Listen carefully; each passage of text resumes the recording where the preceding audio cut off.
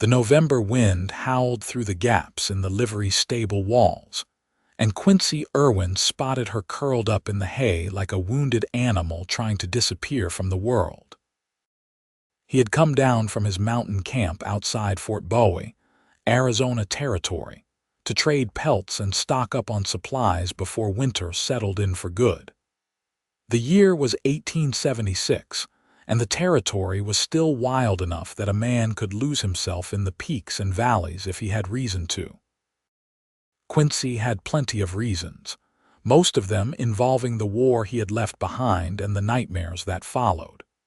But when he saw the young woman shivering in that hay, her thin dress doing nothing against the cold, something shifted in his chest that had nothing to do with his own troubles. She was maybe 20 years old, with dark hair that had come loose from its pins and skin so pale it nearly glowed in the dim light filtering through the stable boards. Her lips had taken on a bluish tint, and even in sleep, her whole body trembled. Quincy was a big man, 6'4" with shoulders broad enough to carry a full elk carcass down a mountain, and muscles earned from years of survival in terrain that killed weaker men. His dark hair hung past his shoulders, tied back with a leather cord, and his beard was trimmed close enough to keep out of his way but long enough to keep his face warm in winter. He moved with surprising quiet for someone his size as he approached her. "Miss," he said softly, crouching down. She did not stir. He touched her shoulder gently, and her skin felt like ice even through the thin fabric. "Miss, you need to wake up." Still nothing. Her breathing was shallow, her face too still. Quincy had seen exposure before, had pulled men back from its edge during his years in the mountains. This woman was not just sleeping. She was dangerously cold, her body starting to shut down to preserve what warmth remained. He did not hesitate. Quincy gathered her up in his arms, blanket of hay and all, and she weighed almost nothing against his chest. Her head lolled against his shoulder, and up close he could see the delicate bones of her face, the dark circles under her eyes that spoke of hunger and exhaustion. She wore no coat, had no bag or belongings he could see.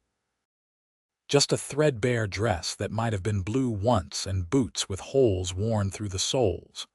The boarding house where he was staying was 3 buildings down, run by a widow named Mrs. Chen who asked few questions and kept her rooms clean. Quincy carried the woman through the darkening streets of Fort Bowie, ignoring the curious stares from the few people still out. The town was small, just a collection of buildings that had grown up around the military fort, serving soldiers and travelers, and the occasional prospector heading into the mountains. Mrs. Chen met him at the door, her eyes widening at the sight of the woman in his arms. "She needs warmth," Quincy said. "Hot water if you have it, blankets, food when she wakes." "Your room," Mrs. Chen said, already moving. "I bring everything." Quincy climbed the narrow stairs, shouldering open the door to his room. It was simple but clean, with a bed, a chair, a small stove in the corner that he had banked before leaving. He laid the woman on his bed and immediately set about building up the fire. Within minutes, warmth began to spread through the small space. He turned back to her, assessing. The wet hay clung to her dress, and the fabric itself was damp with cold sweat. Leaving her in those clothes would do more harm than good. Quincy grabbed one of his spare shirts from his pack, a heavy flannel that would swallow her whole, and then paused. Propriety warred with practicality. Propriety lost. Working quickly and with as much detachment as he could muster, he removed her boots and stockings, then carefully pulled the dress over her head, keeping his eyes averted as much as possible. Her undergarments were as threadbare as the dress, but they were dry, so he left them. He pulled his shirt over her head, threading her limp arms through the sleeves, and then wrapped her in every blanket the bed had to offer. Mrs. Chen arrived with an armful of additional blankets, a basin of warm water, and a concerned expression. "I heat soup," she said. "This girl, she is very sick, cold," Quincy said. "Just cold and hungry, I think. I found her in the livery." Mrs. Chen shook her head, clicking her tongue. "Many people come through Fort Bowie. Not all have good fortune. You are a good man to help her." After she left, Quincy settled into the chair beside the bed and began the slow work of warming the woman. He dipped cloths in the warm water and pressed them gently to her hands and feet, careful not to warm her too quickly. He had seen what happened when frozen flesh was heated too fast. Her fingers were long and slender, with calluses that suggested she was no stranger to work despite her current state. It was past midnight when she finally stirred. Her eyelids fluttered, and she made a small sound of confusion. Quincy leaned forward, keeping his movements slow and non-threatening. "Easy now," he said quietly. "You are safe. You were sleeping in the livery stable, half frozen. I brought you somewhere warm." Her eyes opened fully, and they were the color of honey in sunlight, wide with fear and confusion. She tried to sit up, realized she was wearing only his shirt and blankets, and her face flushed red. "Who are you? What did you do?" "My name is Quincy Irwin. I did what needed doing to keep you from freezing to death. Your dress is drying by the fire. Mrs. Chen, who runs this boarding house, brought soup. You should eat." She stared at him, and he could see her mind working, trying to decide if he was a threat. He stayed very still, letting her look her fill. Finally, some of the tension left her shoulders. "I remember being cold," she said softly. "So cold I could not feel my hands anymore. I thought I would just sleep a while in the hay." "You were doing more than sleeping. Another few hours and you would have been past waking." Quincy stood and ladled soup into a bowl, bringing it to her. "Can you hold this, or do you need help?" She reached for it, and her hands shook badly enough that soup sloshed over the rim. Without a word, Quincy sat on the edge of the bed and took the bowl back. "No shame in needing help," he said.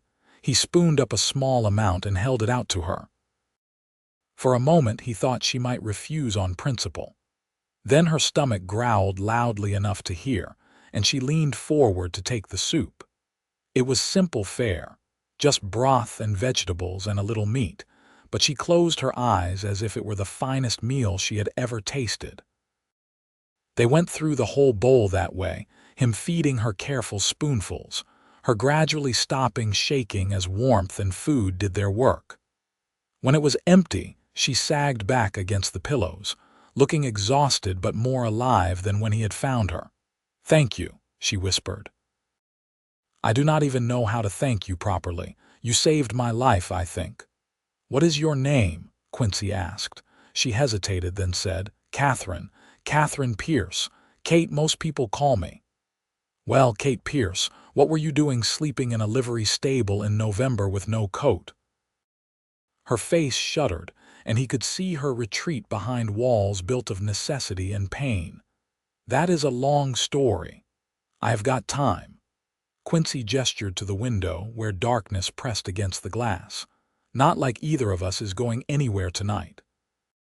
Kate looked down at her hands, twisting the edge of the blanket between her fingers. "I came to Fort Bowie 3 weeks ago with a man I thought I was going to marry. Henry Dalton. He promised me a new life, a fresh start. I was working as a seamstress in Tucson, barely making enough to eat, and he seemed kind, seemed honest." Her voice went bitter. "Turned out he was neither. He took what money I had saved, every penny, and disappeared 2 days after we arrived. Left me at the boarding house with a week's rent paid and nothing else." Quincy felt anger kindle in his chest, hot and fierce. "You report him to the sheriff." "The sheriff laughed at me. Said I should have known better than to trust a smooth-talking man. Said if I was stupid enough to hand over my money, that was my problem." Kate's hands clenched in the blanket. "The rent ran out. I tried to find work, but there is not much call for seamstresses in a town this small. I did washing for a few people, but it was not enough. The boarding house keeper put me out 5 days ago. I have been sleeping wherever I could since then." "Not this boarding house," Quincy said. "Mrs. Chen would not do that." "No, a different one. The one on the south end of town." Kate looked up at him, and there was fierce pride in those honey-colored eyes despite everything. "I am not asking for charity, Mr. Irwin. I will pay you back for the soup and the room, every cent, as soon as I can find work. I always pay my debts." "Did I ask you to?" Quincy said mildly. He stood and moved to the chair, putting proper distance between them now that the immediate crisis had passed. "You can stay here tonight. Tomorrow we will figure out what comes next." "I cannot take your bed," Kate protested. "You have already done too much." "Bed is already taken," Quincy pointed out. "I will be fine in the chair. I have slept in worse places, believe me. Now get some rest. You need it." He could see her wanting to argue, but exhaustion won out. Her eyes were already drooping, her body sinking deeper into the blankets. Within minutes, her breathing had evened out into sleep, though this time it was the natural sleep of someone safe and warm rather than the dangerous stillness of exposure. Quincy watched her for a while, this stranger he had pulled from the cold. In the firelight, with color returning to her cheeks and her hair spread across his pillow, she was beautiful in a way that made his chest ache. He had been alone for a long time, by choice mostly, preferring the company of mountains and silence to people who asked questions or expected things. But something about Kate Pierce, about her pride and her determination even in the face of betrayal and hardship, called to something in him he thought he had buried years ago. He settled back in the chair, wrapping himself in his coat, and let himself imagine for just a moment what it might be like to have someone to come home to. Someone who looked at him like he was not just a scarred mountain man with more ghosts than conversation. Then he pushed the thought away. Tomorrow she would be stronger, and she would leave to find her own way. That was how these things worked, except when morning came and Kate woke to thin November sunlight filtering through the window, everything changed. She sat up carefully, still wrapped in blankets and his shirt, and found him awake and watching her from the chair. Someone, probably Mrs. Chen, had left a tray with bread and coffee just inside the door. "How do you feel?" Quincy asked. "Like I was run over by a wagon," Kate admitted, "but alive." "Warm. That is more than I expected when I laid down in that stable." She looked at him directly, and he could see the steel in her spine. "I meant what I said last night. I will pay you back. I do not take charity." "Not charity if you work for it," Quincy said. The words were out before he had fully thought them through, but once said, he realized they felt right. "I have got a cabin up in the mountains, about a day's ride from here. I come down every few months to trade and resupply, but I live rough up there. No woman's touch, no proper cooking or cleaning. I can hunt and trap and survive, but I cannot sew a button worth a damn, and my cooking is just whatever keeps me alive. You said you are a seamstress. I am guessing you can cook too." Kate's eyes narrowed. "What exactly are you proposing, Mr. Irwin? A job? You come up to the cabin, keep house, do mending, cook meals. I will pay you fair wages, and you will have a roof over your head and food in your belly while you save up enough to get wherever you want to go next. No strings, no expectations beyond honest work. Separate sleeping areas. You will have your own space, your privacy." She studied him for a long moment, and Quincy made himself sit still under that assessing gaze. He knew what he looked like, big and rough and more than a little wild. He knew what people saw when they looked at him, but Kate seemed to be looking deeper, weighing something he could not quite name. "Why would you offer that to a complete stranger?" she asked finally. Quincy considered the question, wanting to give her honesty. "I have been alone a long time. It suits me mostly, but there are things I miss. Hot meals that are not burned rabbit, conversation that is not just me talking to myself, someone to share the work with when winter comes and everything is harder.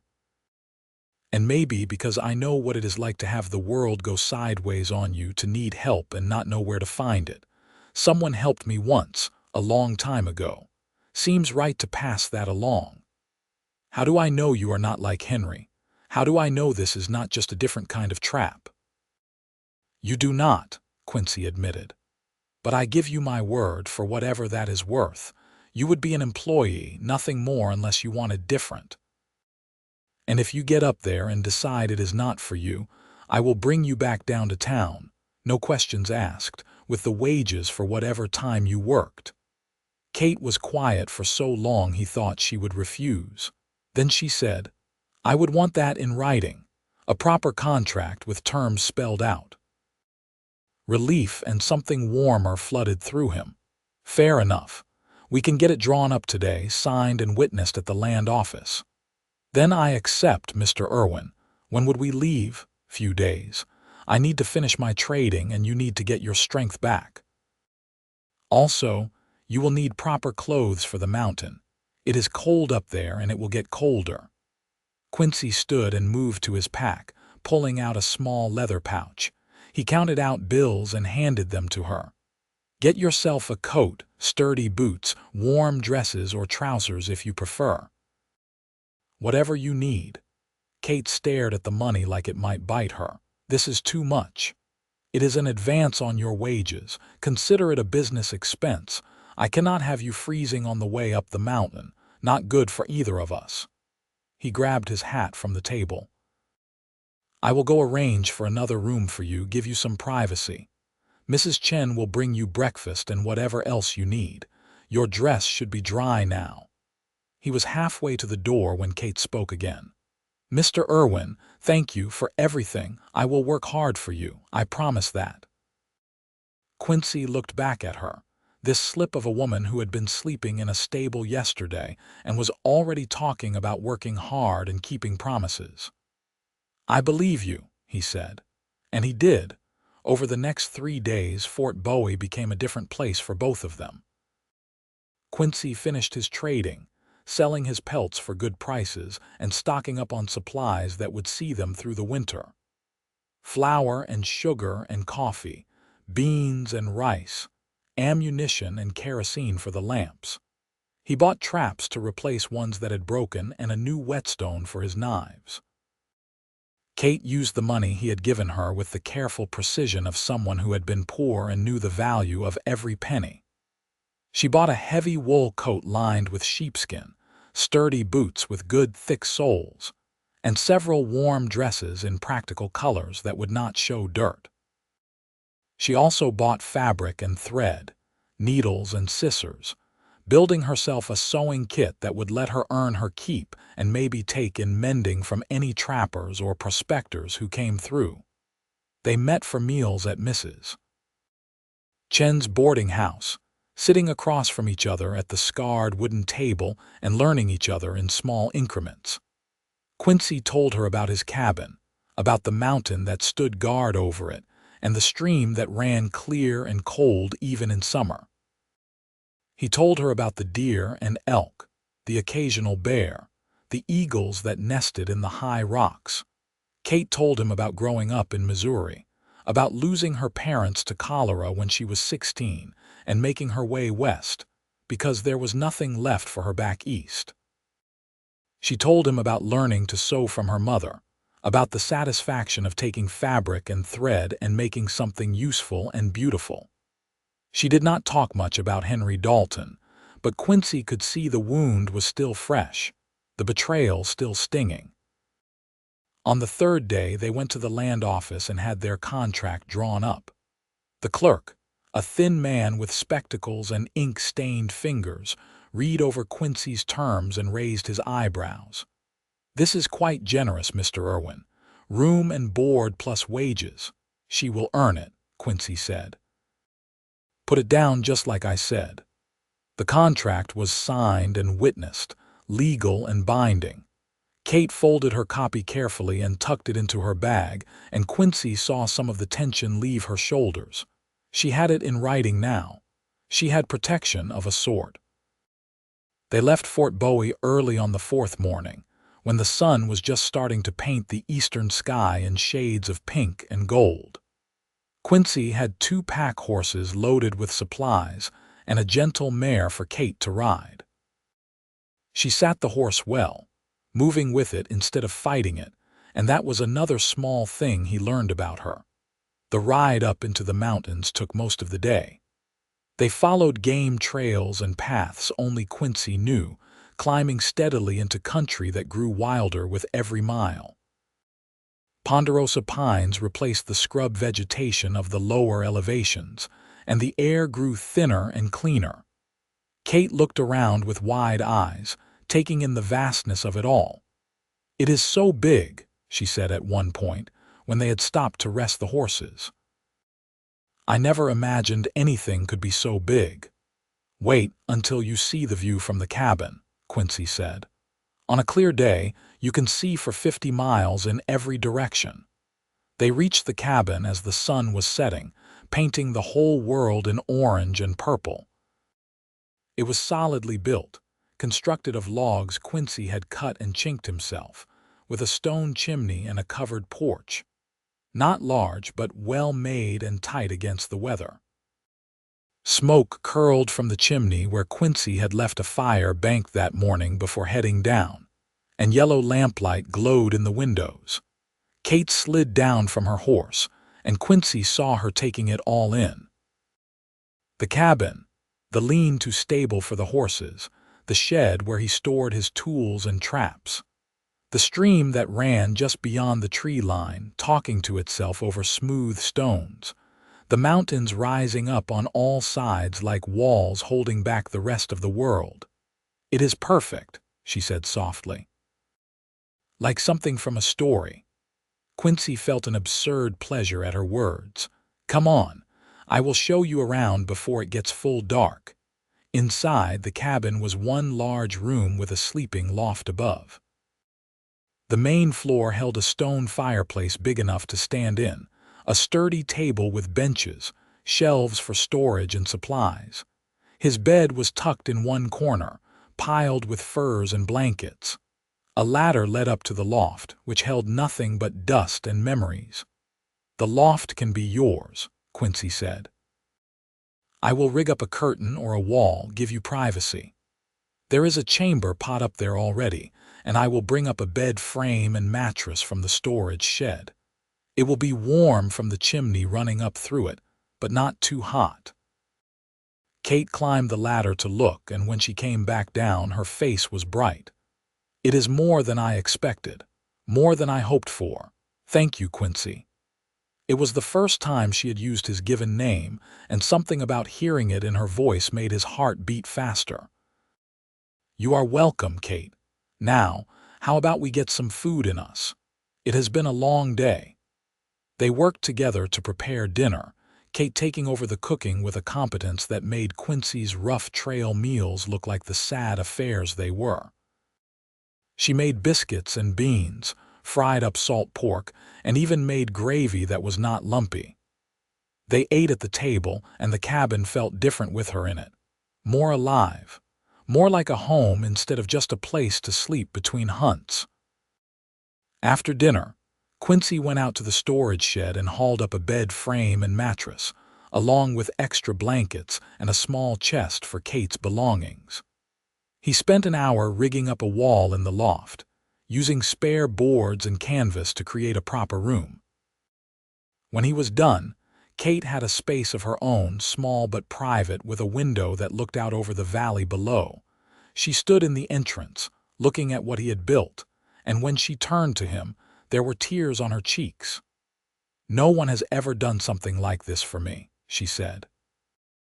"No one has ever just been kind without wanting something in return." Quincy felt his throat tighten. "You deserve kindness, Kate. You deserve a damn sight better than what life has handed you so far."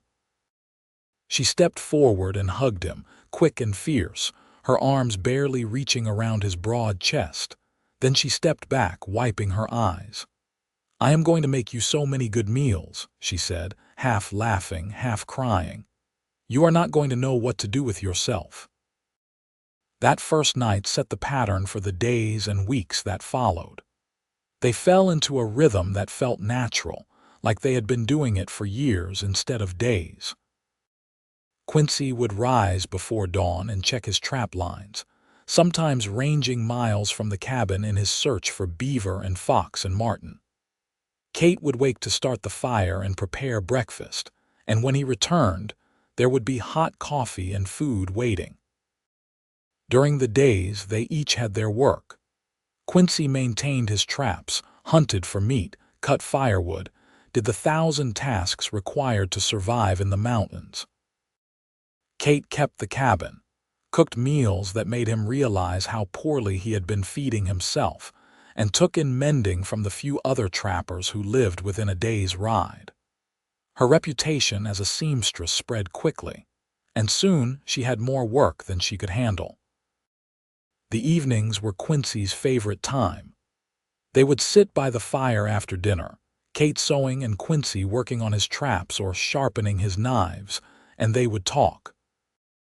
Kate told him stories about growing up in Missouri, about her parents and the life she had known before loss and necessity drove her west. Quincy found himself telling her things he had never told anyone, about the war and what he had seen, about the friends he had lost, and the reasons he had come to the mountains to begin with. "I could not be around people anymore," he said one night, his hands stilling on the trap he was mending. After the war, everything felt too loud, too close. Men would set off fireworks on holidays and I would be back in the fighting, hearing the cannons and the screaming. I needed space, needed quiet. The mountains gave me that. Kate looked up from the shirt she was mending, her needle poised in mid-air. "Do you still hear it, the war?" "Sometimes. Less than I used to. Being up here helps." He glanced at her, then away. "Having you here helps too. Gives me something else to focus on besides old ghosts." She smiled, soft and understanding. "Good. I am glad I can give you something in return for all you have given me." The weeks turned into months and winter settled over the mountains in earnest. Snow fell deep and steady, transforming the world into something clean and white and achingly beautiful. The cabin became an island in a sea of white, smoke from the chimney the only sign of human habitation for miles in any direction. They were snowed in for days at a time, the two of them and the horses in the stable, and nothing else but the wind and the cold. Instead of feeling trapped, Quincy felt something he had not experienced in years. He felt content. Kate seemed to blossom in the isolation. Without the judgments and expectations of town life, she relaxed in ways that made Quincy's chest ache. She laughed more, sang while she worked, moved through the cabin with an ease that spoke of feeling safe and at home. She let her hair down in the evenings, and it fell past her shoulders in waves that caught the firelight and made his fingers itch to touch. He did not touch. He kept their relationship professional, employer and employee, exactly as he had promised. But it got harder with every passing day. He noticed small things about her. The way she bit her lower lip when she was concentrating on a difficult piece of sewing. The little sound of satisfaction she made when a meal turned out particularly well. The way she would stand at the window in the mornings, coffee cradled in her hands, and watch the sun rise over the mountains with an expression of pure peace. He noticed bigger things too, her competence and quiet strength. The way she never complained, even when the work was hard or the weather was brutal. Her kindness to the horses, the way she would talk to them while she brushed them down and fed them. The fierce intelligence in her eyes when they debated some point of politics or philosophy over dinner. He was falling in love with her, and there was not a damn thing he could do about it. Kate, for her part, was experiencing a transformation she had not expected. When she had agreed to come to the cabin, it had been pure practicality. She needed work, needed shelter, and Quincy had offered both. She had not expected to find peace here. had not expected to wake up each morning feeling grateful instead of anxious, and she had not expected Quincy Irwin to be the kind of man he was. At first, she had been wary, waiting for the other shoe to drop, waiting for him to make demands, to expect things beyond what their contract specified. But days turned into weeks and weeks into months, and he was nothing but respectful, nothing but kind. He gave her space when she needed it and company when she wanted it. He listened when she talked and shared his own thoughts without expecting her to agree. He was patient and steady and as reliable as the mountains themselves. He was also the most physically compelling man she had ever encountered. She had noticed his size from the beginning, the sheer masculine power of him, but living in close quarters made it impossible to ignore. She watched him chop wood, his muscles flexing under his shirt, and felt heat that had nothing to do with the fire. She watched him work with the horses, gentle despite his strength, and imagined those big hands touching her with the same care. She tried to tell herself it was just proximity, just gratitude for what he had done for her. But she knew better. She was falling in love with Quincy Irwin, and it terrified her. Henry Dalton had seemed kind too at first. He had said pretty words and made promises, and she had believed him. Look where that had gotten her. How could she trust her own judgment now? How could she risk her heart again when the last time had nearly destroyed her? The tension between them built through December and into January, unspoken but present in every glance, every accidental touch, every moment of shared silence. They danced around each other, both aware and both afraid to name what was happening. The breaking point came on a night in late January, when a blizzard hit with a fury that made the previous storms look tame. The wind screamed around the cabin, and snow fell so thick and fast that Quincy could not see the stable just 20 yards away. He had brought the horses into the lower level of the cabin, a space he rarely used but that could serve as emergency shelter. The animals stamped and snorted, nervous from the storm. Kate and Quincy huddled by the fire, the world beyond the walls a white howling void. The chimney roared, and even with the fire blazing, cold seeped in through every crack and crevice.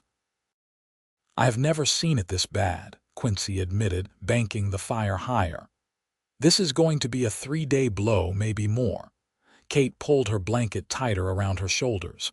"We have supplies, plenty. We could last a month up here if we had to. I am more worried about the roof. This much snow, it could cave in if I do not get up there and clear it." "You cannot go up there in this," Kate said, alarmed. "You would freeze. You would fall. Not much choice. If the roof caves, we are in real trouble." He suited up in his heaviest coat and gloves, wrapped a scarf around his face, and headed out into the storm with a shovel. Kate watched from the window, her heart in her throat, as he climbed onto the roof and began the dangerous work of clearing snow in conditions that could kill a man in minutes. She lost sight of him almost immediately in the whiteout. Minutes stretched into an eternity. She paced the cabin, unable to sit, unable to do anything but worry. When the door finally opened and Quincy stumbled in, coated in ice and snow, she rushed to him without thinking. "You are freezing," she said, pulling at his coat. "Get these wet things off. Get by the fire." They stripped off his outer layers and Kate rubbed his hands between hers, trying to warm them. His fingers were like ice, his face red from the wind. She led him to the fire and wrapped him in blankets, then brought him hot coffee laced with a little whiskey from his emergency supplies. "You scared me," she said, and her voice shook. "I thought you were going to die out there." "Takes more than a little snow to kill me," Quincy said, but his voice was rough, and his eyes were intent on her face. "Kate, I am fine. Really." "No, you are not. You are half frozen, and you did it because you were protecting me, protecting us. And I realized while you were out there that if something happened to you, I would not survive it. Not the winter, not the isolation. I would not survive losing you." The words tumbled out before she could stop them, raw and honest and terrifying. Quincy set down his coffee, his eyes never leaving hers. "Kate, what are you saying?" "I am saying I love you, you impossible man. I am saying that somewhere between you carrying me out of that stable and tonight, I fell completely in love with you, and I do not know what to do about it." For a long moment he just stared at her. Then he reached out with one big hand and cupped her face, his thumb brushing her cheek. "You do not know what to do about it. Kate, I have been in love with you since the first week you were here. I have been trying so hard to keep my distance, to give you space, because I did not want you to feel pressured or obligated. But if you are telling me you feel the same way, then I know exactly what to do about it." He kissed her, and it was nothing like the fumbling kisses she had exchanged with Henry. This was heat and promise and a tenderness that made her want to cry. His lips were cold from the storm, but they warmed quickly against hers. When they finally broke apart, both breathing hard, Kate felt like the world had shifted on its axis. "I was so afraid to trust this," she whispered. "After Henry, I thought I could not trust my own judgment anymore." "I am not Henry," Quincy said firmly. "I would never hurt you like that, Kate. Never. I would cut off my own hand before I would betray you. I know that here," she touched her head, "but my heart needed time to catch up." "And has it caught up, I mean?" Kate smiled, and it felt like the sun breaking through clouds. "Yes, it has." They spent that night curled together by the fire, talking and kissing and making plans. When the blizzard finally blew itself out 3 days later, they emerged into a world transformed. The snow lay 6 feet deep in places, sculpted into fantastic shapes by the wind. The sky was the deep blue of a robin's egg, and the sun on the snow was so bright it hurt to look at. Quincy and Kate stood on the porch, his arm around her shoulders, her head resting against his chest, and looked out over the white wilderness together. "What happens now?" Kate asked. "With us, I mean." "Well, that contract we signed said you would work for me until spring. We could honor that, keep things as they are, or we could tear up the contract and make this official. Marry me, Kate, be my wife, not my employee. Build a life with me here in these mountains." Kate turned to look up at him, shading her eyes against the sun. "That is a big step. Are you sure?" "I have never been more sure of anything in my life. I love you. I want to wake up next to you every morning and fall asleep beside you every night. I want to build a future with you, have children if we are blessed with them, grow old together. But only if that is what you want too. I will not push, Kate. You set the pace." She thought about the life she had known before. The loneliness, the struggle, the constant fear of where the next meal would come from. She thought about Henry and his betrayal, about sleeping in a livery stable and thinking she might die there. Then she thought about the past months, the safety and warmth of the cabin, the satisfaction of good work and fair compensation, the easy companionship that had grown into friendship and then into love. She thought about Quincy, about his strength and gentleness, his honor and his quiet, fierce protectiveness. She thought about waking up to his smile and falling asleep to the sound of his breathing. "Yes," she said. "Yes, I will marry you, Quincy Irwin. I want all of it. The future, the children, the growing old together, all of it." He kissed her there on the porch, surrounded by snow and sunlight, and Kate felt something that had been broken inside her start to heal. They could not get to a preacher until the snow melted enough for travel. So they made their own vows there in the cabin, with the mountains as their witnesses. Quincy placed a ring on her finger, a simple gold band he had been carrying since before the war, meant for a future he thought he had lost. Kate wore her best dress and flowers she made from scraps of fabric, and when Quincy kissed her as his wife, she felt like the luckiest woman alive. The physical consummation of their marriage that night was a revelation for both of them. Quincy was tender and patient, taking his time to learn what pleased her, holding his own considerable strength in check. Kate discovered that she was not the timid, uncertain girl she had thought herself to be. With Quincy, she felt safe enough to be bold, to ask for what she wanted, to give and receive pleasure without shame.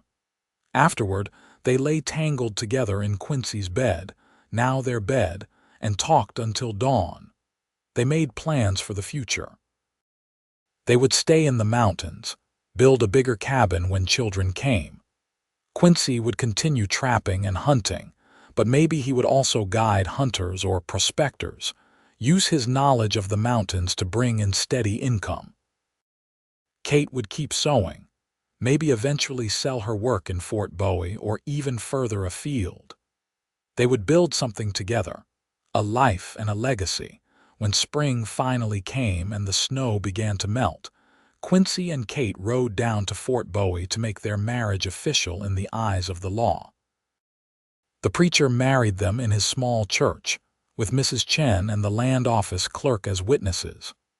Kate wore a new dress she had made herself, pale blue with white lace, and Quincy wore his best shirt and pants, his hair tied back and his beard trimmed. They spent 2 days in town, buying supplies and sharing their news. More than one person expressed surprise that the mountain man had found himself a wife, and even more surprise that Kate had chosen him.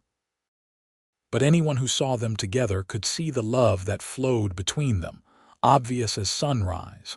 On their last night in Fort Bowie, they had dinner at Mrs. Chen's boarding house. The widow brought out her best dishes, insisting on celebrating properly. "I am very happy for you both, Mrs. Chen said, her eyes warm. "When Mr. Irwin brought you to my house that first night, I thought you were a lost soul. Now look at you. You glow like a lantern." Kate squeezed Quincy's hand under the table. "I was lost. He found me, gave me a home and a future when I had neither." "We found each other," Quincy corrected. "I was lost too, in a different way. Kate gave me a reason to be more than just a man hiding in the mountains." They rode back up to the cabin the next day, and this time Kate felt no apprehension, only joy. This was home. This was where she belonged. The months that followed were the happiest of Kate's life. She and Quincy worked together, building their life one day at a time. The cabin rang with laughter and conversation. They made love under the stars on warm summer nights and by the fire when winter came again. They learned each other's moods and needs, the thousand small intimacies that make a marriage strong. Kate discovered she was pregnant in the fall, and Quincy's joy was so profound, it brought tears to both their eyes.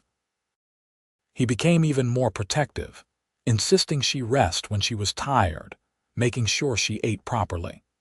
He built a cradle from pine wood, sanding it smooth as silk and carving animals along the sides.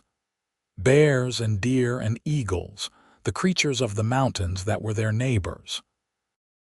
Their son was born on a cold March morning, with a midwife Quincy had brought up from Fort Bowie 2 weeks earlier to be safe. The labor was long and hard, and Quincy paced the cabin like a caged animal, terrified for Kate. But when he finally heard the baby's first cry and the midwife called him in, he found Kate exhausted but glowing, their son cradled against her chest. "He is perfect," Kate whispered. "Look at him, Quincy. We made this perfect little person." The baby had dark hair like his father and his mother's golden eyes. They named him James, after Quincy's father, and from the moment Quincy first held him, the mountain man was completely undone. This tiny scrap of humanity had stolen his heart as completely as Kate had. James was followed 2 years later by twin daughters, Sarah and Emma, who entered the world squalling and have not stopped making their presence known since. Then came another son, Michael, and finally a daughter they named Grace. 5 children in 8 years, and the cabin Quincy had built had to be expanded twice to hold their growing family. Kate thrived as a mother, somehow managing to raise 5 children, keep house, and continue her sewing work. Her reputation had spread, and people came from as far as Tucson to commission her work. Quincy built her a proper workroom with good light and plenty of space, where she could create without interruption. Quincy continued his trapping and guiding, but as the children grew, he took them with him more and more. James learned to track before he could write his own name. The twins could ride before they were 4. Michael showed a gift for finding plants and herbs, learning which were medicinal and which were poisonous. Grace, the youngest, was too small yet for the mountains, but she followed her father around the cabin like a devoted shadow. The years passed in a blur of ordinary moments that made up an extraordinary life. Birthdays and holidays, scraped knees and childhood illnesses, first words and first steps, the children growing taller and stronger, developing personalities and dreams of their own. Through it all, Quincy and Kate remained as in love as they had been that first night in the blizzard. They still took time for each other, still talked late into the night, still reached for each other in the darkness. The passion between them never dimmed, though it matured and deepened into something richer than simple desire. On their 10th anniversary, Quincy took Kate on a trip, just the 2 of them. The children stayed with Mrs. Chen in Fort Bowie, a grand adventure for them and a well-earned rest for the kindly widow who had become like a grandmother to them. Quincy and Kate rode up into the highest peaks, beyond where they had ever gone before. They camped under the stars and made love in a meadow filled with wildflowers. They talked about everything and nothing, remembering where they had started and marveling at where they had ended up. "You ever regret it?" Quincy asked her one night as they lay wrapped in blankets, watching stars wheel overhead. "Choosing this life. It is not easy, raising children in the wilderness. You could have had comfort, society, an easier road." Kate propped herself up on one elbow, looking down at him in the starlight. "I have never regretted it for a single moment. This life, these children, you. This is everything I never knew I needed. You saved me that night in the Livery, Quincy. You gave me everything." "We saved each other," Quincy said, pulling her down for a kiss. "You saved me just as much as I saved you, Kate, maybe more." They returned to the cabin a week later to find their children sun-browned and full of stories about their time in town. The family settled back into their routines, and life went on. The children grew. James, at 16, was already as tall as his father and showing signs of developing the same broad-shouldered build. He had Quincy's love of the mountains and his mother's sharp intelligence, and he talked about becoming a guide like his father. The twins were 14 and inseparable, 2 halves of a whole, both with their mother's gift for sewing and their father's way with animals. Michael was 12, quieter than his siblings, spending hours studying the plants and animals of the mountains. And Grace, at 8, was the family's ray of sunshine, always laughing, always curious. Quincy and Kate watched their children with pride and a growing awareness that this perfect time would not last forever. Soon enough, the children would grow up and leave, building lives of their own. The cabin would grow quiet again, returning to just the 2 of them, but that was still years away. For now they had this, the noise and chaos and joy of a house full of love. They had each other, still partners, still lovers, still best friends after all these years. They had the mountains and the sky, the changing seasons and the eternal rhythms of the wild. On a late summer evening, when Kate was 45 and Quincy 52, they sat on the porch they had expanded over the years. The children were scattered around the clearing, James teaching Michael to throw a knife while the twins worked on a quilt and Grace played with the barn cats. Quincy reached over and took Kate's hand, threading his fingers through hers. "Thank you," he said softly. "For what?" "For taking a chance on a mountain man who found you sleeping in a stable, for trusting me enough to come up here, for building this life with me, for giving me everything I ever wanted and 1,000 things I did not know to wish for." Kate squeezed his hand, her eyes bright with tears. "You carried me to your bed and promised to never leave me cold. You have kept that promise every single day for 18 years, Quincy Irwin. You have kept me warm in every way that matters. How could I not love you? How could I not choose this life again and again?" He pulled her close, and she rested her head on his shoulder, and they sat that way as the sun set behind the mountains, painting the sky in shades of fire and gold. Around them, their children laughed and played, the sound of family and home and everything good in the world. The mountain stood eternal, witness to their love story, guardian of the life they had built. In the wilderness that had once seemed so harsh and unforgiving, Quincy and Kate had found paradise. Not because the land had changed, but because they had found each other and chosen, every single day, to build something beautiful together. Years continued to pass with the steady reliability of the seasons. The children married and had children of their own, though not all of them left the mountains. James built a cabin just over the ridge with his wife, a quiet girl from Fort Bowie who loved the wild places as much as he did. The twins married brothers from a neighboring valley, creating a combined family that visited often. Michael surprised everyone by becoming a doctor, studying in Tucson, but returning every summer to catalog the medicinal plants of the mountains.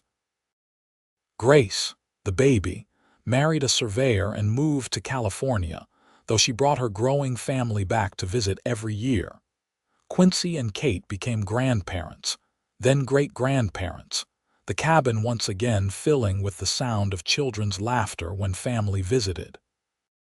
They aged together gracefully, Quincy's dark hair going silver and his beard growing white, Kate's honey-colored eyes gaining laugh lines at the corners.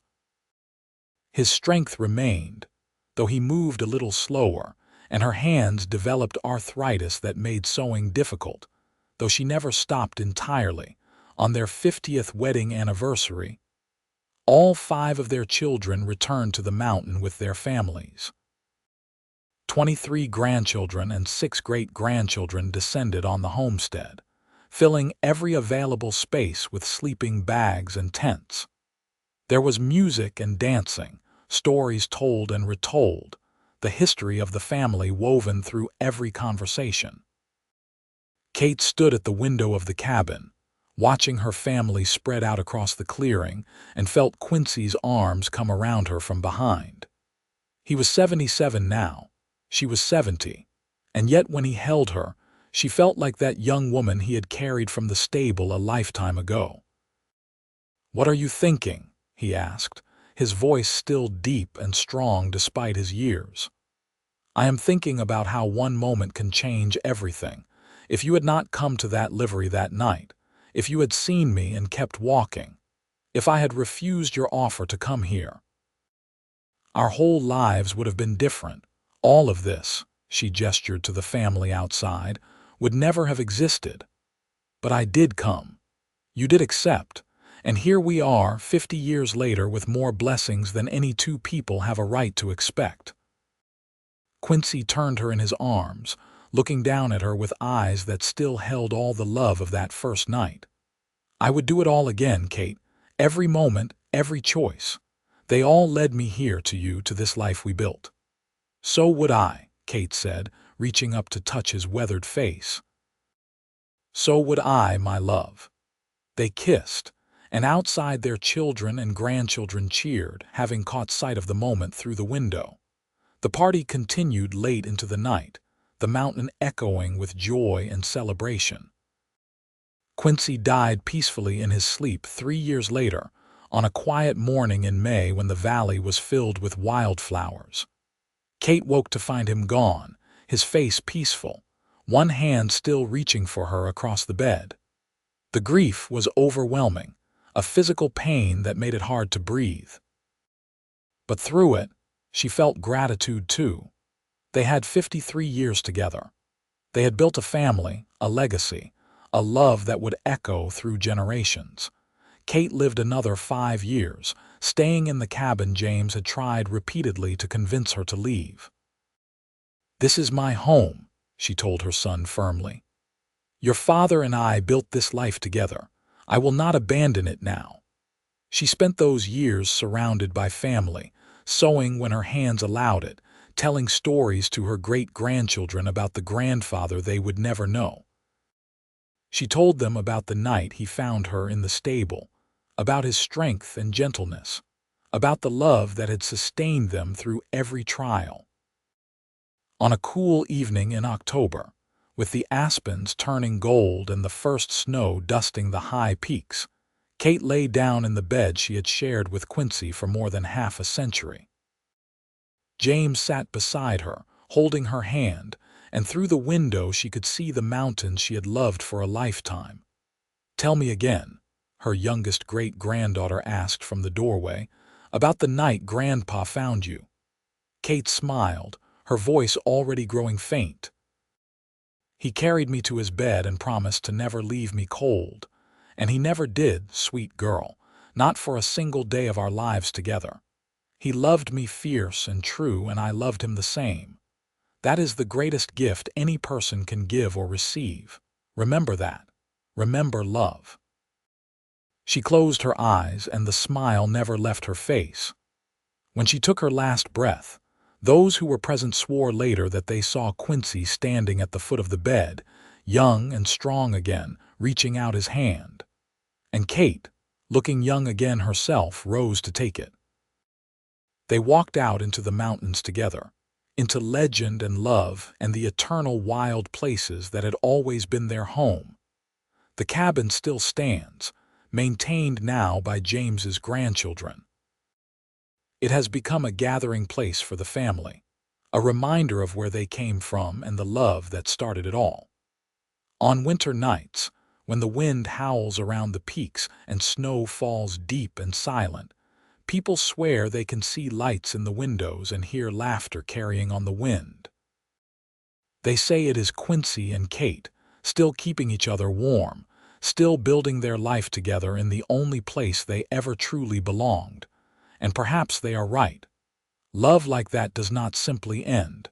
It echoes through time, through family, through the very land itself. The mountains remember.